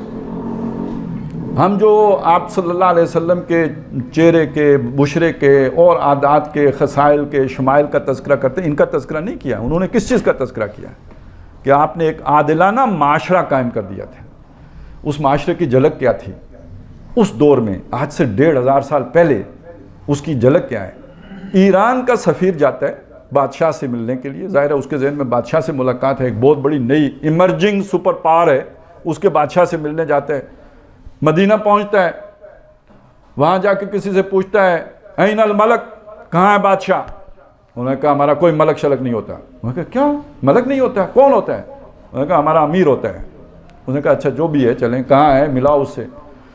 اس نے آگے پیچھے معلوم کر کے کہا جی وہ امیر صاحب جو ہے نا وہ کہیں باہر نکلے ہوئے ہیں, کیونکہ جو بیت المال کے اونٹ تھے وہ کہیں چرتے چرتے آگے پیچھے ہو گئے. تو امیر المومنین جن کو وہ بادشاہ سمجھ رہا ہے, وہ بیت المال کے اونٹ تلاش کرنے کے لیے جنگل میں گئے ہوئے ہیں. اس نے کہا اچھا مجھے ادھر ہی لے چلو. وہ لے کے چلا, تلاش کرتے کرتے کرتے کرتے کسی جگہ پہ پہنچے تو وہ حضرت عمر تھے, وہ اونٹ تلاش کرتے کرتے کہیں تھک گئے, تھوڑی دیر سستانے کے لیے کسی جھاڑی کے پاس جو ہے وہ اپنا کوڑا جو ہے سرانے رکھ کے تو سو گئے. تو جب وہاں پہنچے تو وہ سو رہے تھے. تو وقت جو ہے سپر پاور کے جو چیف ایگزیکٹو ہیں وہ ایک جھاڑی پہ زمین کے اوپر جھاڑی کے سائے میں سرانے پہ تکیہ بنا کے اپنے کوڑے کو سو رہے ہیں. ہکا بکا ہو گیا وہ ایرانی سفیر. اور جب حضرت عمر بیدار ہوئے تو اس کی زبان سے جو الفاظ نکلے وہ پتہ کیا تھے؟ عمر آپ لوگ انصاف کرتے ہو اس لیے بے خوف و خطر رہتے ہو, ہمارے بادشاہ ظالم ہیں اس لیے جب تک ان کے ساتھ جتھا نہ ہو سفر نہیں کرتے. پروٹوکول کی ضرورت کا اندازہ ہوا کیوں ہوتا ہے؟ جو عدل کرے اسے پروٹوکول کی ضرورت نہیں ہوتی، لوگ اس کے لیے دعائیں دیتے ہیں، اور جو ظالم ہو اسے خطرہ ہوتا ہے اپنی قوم سے، اندر سے۔ خطرہ کہاں سے ہے؟ اندر سے ہے۔ کیوں؟ میں اندر والوں ہی کا تو دشمن ہوں، تو جو اندر والوں کا دشمن ہوگا اسے خطرہ بھی اندر والوں ہی سے ہوگا۔ باقی دنیا کے لیے تو میں جو ہے نا وہ پلکیں بچھاتا ہوں، ان کے لیے میں سافٹ امیج اپنا بناتا ہوں، ان کی تو میں بلائیں لیتا ہوں، اپنوں کو وہاں سے ہٹ کروں گا جہاں سے تم سوچ نہیں سکتے۔ تو ساری بدماشی اپنوں سے کرنی ہے تو خطرہ بھی پھر اندر ہی سے ہونا ہے۔ تو عمر تم عدل کرتے ہو اس لیے بے خوف و خطر سوتے ہو، ہمارے بادشاہ ظالم ہیں اس لیے جب تک ان کے ساتھ اسکواڈ نہ ہو وہ سفر نہیں کر سکتے۔ اس کے لیے کوئی تبلیغ کی گئی تھی؟ اسے یہ بات سمجھائی گئی تھی یا اس کا مشاہدے میں آئی ہے؟ اس نے خود اس کا نتیجہ نکالا ہے۔ یہ کیا چیز تھی؟ وہ عدل کیا تھا؟ دیکھیں وہ ایک سادہ گاؤں ہی سمجھ لیں، مدینہ کیا قصبہ تھا، کوئی بہت بڑی کوئی سٹی اس طرح کی نہیں تھی، بس مظفر آباد سے بھی شاید چھوٹا شہر ہو۔ آپ سوچیں وہاں پہ کیا نظام قائم ہو گیا۔ رات کو حضرت عمر رضی اللہ تعالیٰ عنہ گشت کرتے ہیں، کوئی تکلیف میں نہ ہو، کوئی بدامنی کا شکار نہ ہو، کوئی پریشانی میں مبتلا نہ ہو۔ ایک رات کو دوران گشت آپ کو بچے کے رونے کی آواز آتی ہے، تحقیق کے حوالے کرتے ہیں بچہ کیوں رو رہا ہے؟ بھئی بچہ روتا ہے تو باپ نہیں پوچھتا، ماں کے ذمے ہے کہ وہ دیکھے کیوں روتا ہے۔ یہاں خلیفہ وقت پوچھ رہا ہے بچہ کیوں رو رہا ہے، تحقیق کر رہا ہے۔ تو بہرحال تحقیق کے نتیجے میں پتہ یہ لگا، اب یہ دیکھیں نا بچہ 2 سال تک تو وہ ماں کا دودھ پیے گا، یہ بچہ جو تھا یہ ابھی 2 سال کا نہیں ہوا تھا۔ جب 2 سال کا ہو جائے گا تو ریاست نے یہ فیصلہ کیا ہوا ہے کہ اگر ان کے ماں باپ بچے کی خرچہ نہیں اٹھا سکتے تو وظیفہ شروع ہو جائے گا، کہ اس کا خرچہ ریاست کے بیت المال سے ملے گا۔ ماں یہ چاہ رہی ہے بچہ دودھ چھوڑ دے، دودھ نہیں پلا رہی، کہ میں جا کے دکھاؤں گی کسی تحصیلدار کو کہ یہ بچہ اب دودھ نہیں پیتا تاکہ وظیفہ جاری ہو جائے۔ تو بچہ بھوک سے رو رہا ہے۔ تو جب حضرت عمر کو پتہ چلا، دیکھیں نا آج اگر فرض کریں قانون کی یہ خلاف ورزی ہو، FIR کٹ جائے گی نا۔ مطلب بڑی ہماری اچھی ریاست ہو تو تب بھی نا 2 سال کے اندر ماں نے دودھ کیوں نہیں پلایا، FIR کاٹو۔ وہاں یہ نہیں ہوا، وہاں FIR نہیں کٹی، قانون تبدیل ہوا۔ اب بچہ جو ہی پیدا ہوگا اس کے بعد اس کا وظیفہ شروع ہو جائے گا۔ یہ نہیں کہ بھئی ماں سے پوچھا جائے کہ تو نے دودھ پلانا کیوں چھوڑ دیا، یہ کہ قانون ٹھیک کر دیتے ہیں تاکہ ماں کو یہ کام ہی نہ کرنا پڑے کہ بچے کو دودھ چھوڑانا پڑے وظیفہ حاصل کرنے کے لیے۔ جو ہی بچہ پیدا ہوگا وظیفہ شروع ہو جائے گا۔ یہ ہم نے سنا ہے نا ریاست ہو ماں جیسی، تو اندازہ ہوا نا یہ ماں سے بھی بڑھ کر ہو گئی بات یا نہیں ہو گئی۔ تو یہ جو ماں جیسی ریاست کی خواہش انسان کے دل میں ہے، اس کی فطرت میں ہے، اس ریاست کا عملی نمونہ تاریخ انسانی میں کس نے پیش کیا ہے؟ محمد رسول اللہ نے۔ یہ تھی وہ بات کہ ہم نے یہ تو دیکھا سنا ہے، حضرت مسیح نے بھی بڑے واضح کہے ہیں، عملاً ویسا معاشرہ اگر قائم کیا تاریخ انسانی میں تو کس نے کیا؟ محمد رسول اللہ نے۔ یہ پوری رہتی دنیا کے لیے ایک ماڈل چھوڑ دیا۔ ماڈل کا مطلب کیا ہوتا ہے؟ جوں کا تو اسے نہیں لیا جاتا نا۔ آپ ایک پروجیکٹ جو آپ کا ہوتا ہے، اس پروجیکٹ کے لیے پہلے آپ ایک ماڈل بناتے ہیں یا نہیں بناتے؟ لیکن پروجیکٹ تو بہت بڑی شے ہے، ماڈل تو ایک چھوٹی سی شے، وہ تو ہو سکتا ہے آپ ٹیبل کے اوپر رکھ دیں کہ یہ ماڈل ہے جی ہمارے پروجیکٹ کا۔ وہ ریاست ایک ماڈل ہے، اس ماڈل کو لے کے ایک عالمی ریاست بنانی ہے، اس کے لیے اللہ نے اپنی کتاب کو محفوظ کر دیا ہے، لیکن اصول سارے اسی سے لینے۔ اور اس وقت وہ کیوں ختم ہو گیا اور آج وہ کیوں قابل عمل ہے، اس کو بھی سمجھ لیجئے۔ تب اگرچہ کہ انسان بہت سارے لوگ دنیا میں ایسے جو نبی صلی اللہ علیہ وسلم کی زیر تربیت آئے، ان کی سمجھ وہاں پہنچ گئی کہ وہ اس کتاب کو سمجھ سکیں، لیکن باقی دنیا ابھی وہاں تک نہیں پہنچی تھی۔ ابھی قرآن مجید کو اس وقت سمجھنا آسان نہیں تھا۔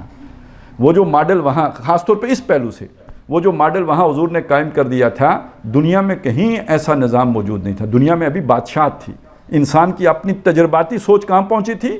بادشاہی تک پہنچی تھی، ایمپائرز تھی۔ لہٰذا جب نبی صلی اللہ علیہ وسلم کے تربیت یافتہ لوگ ختم ہو گئے تو وہاں پہ بھی واپس ملوکیت آ گئی، وہ عادلانہ نظام ختم ہو گیا اور اس کی جگہ پہ کاٹ کھانے والی ملوکیت آ گئی۔ معاملہ آگے چلا، ہم سے وہ علم منتقل ہو گیا باہر، مغرب میں، اسپین پہنچ گیا، اسپین فتح ہوا، وہاں یونیورسٹیاں بنی، وہ جو سوشل تھاٹ ہماری تھی وہ وہاں چلی گئی، ہم ملوکیت کی چکی میں پستے رہے، سوچیں بند ہو گئیں، ادھر سے وہ افلاطون اور سقراط کی فکر یہ بغداد آ گئی، اور جو محمد الرسول اللہ صلی اللہ علیہ وسلم سوشل تھاٹ لے کے آئے تھے وہ اسپین چلی گئی۔ اس کی بدولت وہاں پہ رینائسنس ہوا، وہاں پہ روشنی جو ہے وہ پیدا ہوئی، یورپ ڈارک ایج سے نکلا، یہ انسانی حقوق کا تصور وہاں پہ کھڑا پیدا ہوا، اور وہ پھر اب پوری دنیا میں وہ چیزیں آ تو گئیں، لیکن اس کا مکمل ماڈل، کامل ماڈل کس کے پاس ہے؟ وہ ہمارے پاس ہے۔ اب آپ سوچئے، بس یہ اب ہماری بحث کا آخری نقطہ ہے کہ ہمارا جو ملک ہے پاکستان، اس کا باقی مسلمان ملکوں سے کیا فرق ہے؟ ترکی آزاد ہوا، اس نے اپنی آزادی کی حفاظت کی، کس بنیاد پر؟ موٹیویشن کیا تھی؟ ترک نیشنل، وہ عرب نیشنلزم کی بنیاد پر آزاد ہوئے۔ اس پوری جو گلوب ہے نا، اس پہ ایک مسلمان ملک ہے جو لا الہ الا اللہ کی بنیاد پر آزاد ہوا۔ اس وقت جو آپ نے یہ تو سنا نا، علامہ اقبال کا خواب تھا۔ خواب کیا تھا؟ یہ کوئی اس طرح کا خواب نہیں ہے جو رات بستر پہ لیٹ کے دیکھا جاتا ہے، یہ جاگتی آنکھوں سے دیکھا جانے والا خواب ہے۔ خواب کیا ہے کہ ایک طرف کمیونزم ہے، دوسری طرف کیپٹلزم ہے۔ ایک ماڈل ہمارے پاس بھی ہے جو محمد رسول اللہ صلی اللہ علیہ وسلم چھوڑ کر گئے ہیں۔ ہمیں اگر یہ خطہ یہ عرضی مل جاتا ہے تو ہم اس قابل ہو جائیں گے کہ دنیا کو محمد رسول اللہ کا ماڈل دکھا سکیں۔ یہ الفاظ قائد علامہ اقبال کے کہ مجھے تو یہ لگتا ہے کہ ہندوستان کے شمال مغرب میں مسلمانوں کی ایک آزاد ریاست قائم ہو جائے گی۔ یہ ڈسٹنی ہے، یہ ہو جائے گا، یہ مقدر ہے، یہ ہو کے رہنا ہے۔ اور اگر ایسا ہو گیا تو ہمیں موقع مل جائے گا، ہمیں سے مراد کون؟ مسلمانان پاکستان، انہیں یہ موقع مل جائے گا کہ عرب امپریلزم کے دور میں، یعنی جو عرب دور ملوکیت ہے، اس دور میں اسلام بدنام ہوا، ظاہر ہے انہوں نے بھی تو ظلم کیے نا۔ یہ وہ ماڈل تو نہیں تھا جو محمد رسول اللہ چھوڑ کے گئے تھے، یہ تو اس سے بہت کمتر، یہ تو دنیا کے مطابق تھا نا، جو اس وقت دنیا کے رواج تھے، تو اس کی وجہ سے اسلام بدنام ہو گیا۔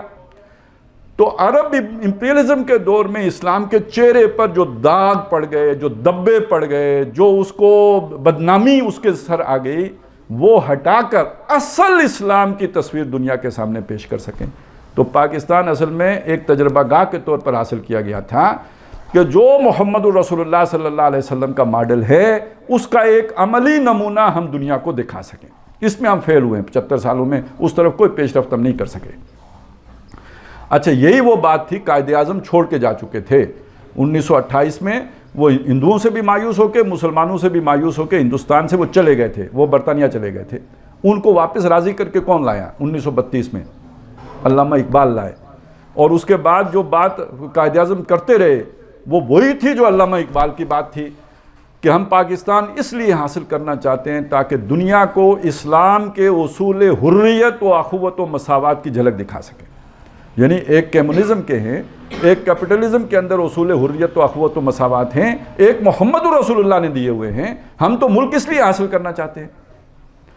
ہوا کیا ہے، 47 میں ملک بن گیا، اور 1 سال کے اندر اندر قائد اعظم وفات پا گئے۔ ان کے قریب ترین جو ان کے ساتھی تھے لیاقت علی خان، ان کو گولی مار دی گئی 1952-51 میں، وہ شہید کر دیے گئے۔ پھر لگ گیا جی مارشل لا، 7 سالوں کے بعد 1958 میں آئین بن ہی نہیں سکا، جو اسلامی آئین آپ بنانا 56 میں بنا، 2 سال کے بعد مارشل لا لگ گیا۔ تو مارشل لا لگانے والا کون تھا؟ ایوب خان تھا، اور وہ انگریز کی فوج کا سپاہی تھا، مطلب ادھر وہ بھرتی ہوا، ساری اس کی تعلیم تربیت وہ تھی۔ یوں سمجھ لیجئے کہ پہلے وہ جو لارڈ ماؤنٹ بیٹن صاحب گئے تھے نا، تو اس کے بعد کچھ عرصہ قائد اعظم رہے، لیاقت علی خان رہے، تو 1958 میں لوکل مقامی دیسی لارڈ ماؤنٹ بیٹن آ گیا۔ پھر ایک کہانی ہے جو آج تک چلی آ رہی ہے، اور اب تو سب کو سمجھ آ گئی ہے کہ ہماری یہ جو بھی تباہی ہے، بربادی ہے، اس کے پیچھے کون لارڈ بیٹن صاحب ہے نا، ماؤنٹ بیٹن صاحب کون ہیں کہ جن کے بدولت یہ دن ہمیں دیکھنے پڑ رہے ہیں۔ اصل بات کیا ہوئی کہ وہ جو پبلک ول تھی، عوام کی جو خواہش تھی لا الہ الا اللہ، اس کے اوپر قدغن لگا دی گئی، اسے آگے بڑھنے نہیں دیا گیا۔ اور اب ہم ایک ایسی تنگ گلی میں پہنچ چکے ہیں کہ اب وجود ہی کو خطرہ لاحق ہے۔ یہ تو ہمارا مسئلہ ہے۔ اب ظاہر ہے جب کوئی، ہم یہاں دیہات میں بھی ایسے ہی ہوتا ہے، پہاڑوں میں، کہ چھوٹی موٹی بیماری کا ہم پرواہ نہیں کرتے، اور ویسے بھی ہم ہاسپٹل تو جاتے نہیں جب تک بندہ گر نہ پڑے، چارپائی پہ اٹھائی کے ہاسپٹل لے کے جاتے ہیں، اس سے پہلے تو جانے کا شہروں میں رواج ہوتا ہے، ہمارے دیہات میں تو بالکل رواج نہیں ہے۔ تو پاکستان بھی اب اسٹریچر پہ پڑا ہوا ہے، اور اب بھی اگر کسی کو ہوش نہ آیا، جیسے کوئی اب اس حالت میں بھی ہاسپٹل نہ لے کے جائیں تو پھر کیا ہوتا ہے؟ مرنا ہی ہوتا ہے۔ اب تو سورہ یاسین پڑھیں پھر بیٹھ کے پاس اس کے۔ اور اب جہاں پاکستان پہنچ چکا ہے، اب بھی اگر وہ شے یاد نہ آئی جس کے لیے کہ ہم نے بنایا تھا، تو یہ تو اپنا وجود اب برقرار رکھتا نظر نہیں آ رہا۔ اس کے کئی حصے ہو سکتے ہیں، کیونکہ پھر نیشنلزم کی بنیاد پر تو گریٹر بلوچستان بنے گا، گریٹر پختونستان بنے گا، اور تمام حالات پیدا ہو چکے ہوئے۔ گریٹر پنجاب بھی بن سکتا ہے، اس کی بھی پوری پلاننگز موجود ہیں۔ یہ کرتارپورہ کیوں بنا تھا؟ یہ کشمیر کے اوپر جو ڈیولپمنٹس ہو رہی ہے کیوں ہو رہی ہے؟ یہ تو سارا وہی رنجیت سنگھ کی ریاست بحال ہو جائے گی۔ کیا کشمیر، کیا دونوں پنجاب ملا کے تو جو رنجیت سنگھ کی ریاست تھی یہ بن گئی، ادھر گریٹر پختونستان بن گیا، سندھ، دریائے سندھ سے ادھر گریٹر بلوچستان کے لیے سارے حالات بن چکے ہیں۔ آپ ذرا سوچیں کیا شے جوڑ سکتی ہے؟ سندھی زبان جوڑے گی، اردو زبان جوڑے گی، انگریزی جوڑے گی، کیا جوڑے گا؟ صرف لا الہ الا اللہ ان سب کو جوڑ سکتا ہے نا، اور تو کوئی شے جڑنے والی ہے نہیں۔ تو ہمارے لیے اب تو بس یہ آخری سٹیج آ چکی ہے، اور دنیا کے لیے اگر پوری دنیا اسلام کی طرف نہیں آتی تو اب آپ سوچیں چائنا اور امریکہ کا اگر ٹکراؤ ہو جاتا ہے، جو کہ ناگزیر ہو چکا ہے، اگر یہ ہوتا ہے تو کیا باقی بچے گا جس پر دنیا ناز کرے گی؟ یہ 7 ارب آبادی کدھر جائے گی؟ یہ ٹیکنالوجی، وہ تو اس وقت تو امریکہ کے پاس بم ہی 3 تھے، جو 3 تھے 2 مار دیے، 1 رہ گیا تھا۔ وہ تو جاپان کو پتہ نہیں تھا کہ یہ بس 1 اور رہ گیا ہے۔ تو آج تو 10 دفعہ دنیا تباہ کر دو، اس سے زیادہ ٹیکنالوجی ان کے پاس موجود ہے۔ تو اگر یہ جنگ ہو جاتی ہے تو پھر سوچئے کیا ہوگا؟ تو دنیا کا امن، پوری دنیا کا یوں سمجھے سکون، اور دنیا کی بھلائی اور دنیا کے لیے رحمت، یہ قرآن مجید ہے۔ وہ جو رحمت للعالمین ھدی للناس لے کے آئے رب العالمین کی طرف سے، یہ پوری نوع انسانی کے لیے رحمت ہے، نہیں تو ساری نوع انسانی کے لیے آگے جو ہے کھائی ہے۔ دنیا ہی اب جو ہے نا وہ جہنم بننے والی ہے، اور اس سے بچنے کا ایک ہی راستہ ہے۔ اور اب آپ سوچئے کہ انسانیت کی سب سے بڑی خدمت کیا ہوگی؟ اس تباہی سے بچانا، اور اس تباہی سے بچنے کا نسخہ کیا ہے؟ یہ قرآن مجید جو ہمارے پاس ہے، اور یہ ملک جو ہم نے اس قرآن کے عملی نفاذ کے لیے حاصل کیا تھا۔ تو پیغام میرا آپ کے سامنے یہ ہے کہ اس میں کوئی شبہ نہیں کہ دنیا کے مستقبل کی جو نظریہ ہے یا آئیڈیالوجی ہے وہ وہی ہے جو قرآن مجید دیتا ہے۔ یہ ہمارے پاس ہے، ہم اس کے امین ہیں، اور آپ اس کے امین ہیں۔ جو بات میں نے آپ کے سامنے کہی تھی، جس کے پاس زیادہ سمجھ ہوگی وہ زیادہ قرآن کے علم سے استفادہ کرے گا۔ وہ زیادہ سمجھ کس کے پاس ہے؟ وہ آپ خود سمجھتے ہیں۔ یہ آپ مسجد میں جو بیٹھا ہوا مولوی صاحب ہے اس کے اوپر مت ڈالیں، یہ ذمہ داری اللہ نے آپ پر ڈالی ہے، آپ کو عقل مند بنایا ہے، آپ کو وسائل دیے ہیں، آپ نے یہ تعلیم حاصل کی ہے۔ آپ اپنا معافی ضمیر کسی اور کے مقابلے میں زیادہ بہتر طور پر لوگوں کے سامنے پیش کر سکتے ہیں، تو اللہ کی بات کو بھی زیادہ بہتر طور پر لوگوں کے سامنے پیش کر سکتے ہیں۔ مولوی صاحب کی اگر وسعت ہی اتنی ہے تو اللہ ان سے پوچھے گا بھی اتنا جتنا وہ کر سکتے تھے۔ وہ ان سے یہی پوچھے گا الحمد شریف انہیں سکھائی تھی یا نہیں سکھائی تھی۔ لیکن یہ جو دنیا تک دین پہنچانے کی بات ہے یہ آپ سے پوچھے گا، مولوی سے نہیں پوچھے گا۔ یہ وسائل، یہ حیثیت، یہ سٹیٹس، یہ مقام اللہ نے آپ لوگوں کو دیا ہے، اور یہ آپ کے کرنے کا کام ہے۔ قرآن بھی سیکھیں، جیسے آپ اتنا مشکل سبجیکٹ سیکھتے ہیں تو قرآن بھی سیکھیں۔ اتنا مشکل پروفیشن ہے یہ، وہ اس کو اپنے اڈاپٹ کیا تو قرآن بھی سیکھیں، وہ اتنا مشکل تو نہیں ہے۔ وَلَقَدْ يَسَّرْنَا الْقُرْآنَ لِلذِّكْرِ فَهَلْ مِن مُدَّكِرٍ، ہم نے قرآن کو یاد دہانی کے لیے آسان بنایا، ہے کوئی نصیحت پکڑنے والا؟ اور پھر اس کو لے کے پوری دنیا کے لیڈر بنیے۔ آپ کیوں چھوٹے سطح پہ سوچتے ہیں، اور یہ کہ ایک اپنے سامنے بڑا چھوٹا سا ویژن رکھتے ہیں؟ ایک بڑا ویژن رکھیں، پوری دنیا کو کے لیے جو ہے وہ خدمات سر انجام دیں، اور کیا معلوم اللہ تعالیٰ کس سے کیا کام لے لے۔ تو بہرحال یہ میرا پیغام ہے آپ کے لیے کہ آپ میں سے ہر شخص ہے، وہ ہر فرد ملت کے مقدر کا ستارہ کے مصداق، ہر شخص اپنی جگہ پہ اس بات پر مکلف ہے، ذمہ دار ہے، جواب دہ ہے اللہ کے سامنے کہ اس نے اس انسانیت کے نازک موڑ پر انسانیت کے لیے کیا خدمات سر انجام دی ہیں۔ تو اللہ تعالیٰ سے دعا ہے مجھے بھی اللہ توفیق دے، اور آپ اب ظاہر ہے ہم تو اپنا وقت گزار چکے، آپ اپنی شروعات کر رہے ہیں، اور آپ لوگوں کو اللہ تعالیٰ ہمت دے اور اپنی زندگی کو صحیح رخ پر اور صحیح مشن کے لیے استوار کرنے کی توفیق دے۔ اقول قولی ھذا واستغفر اللہ لی ولکم ولسائر المسلمین والمسلمات۔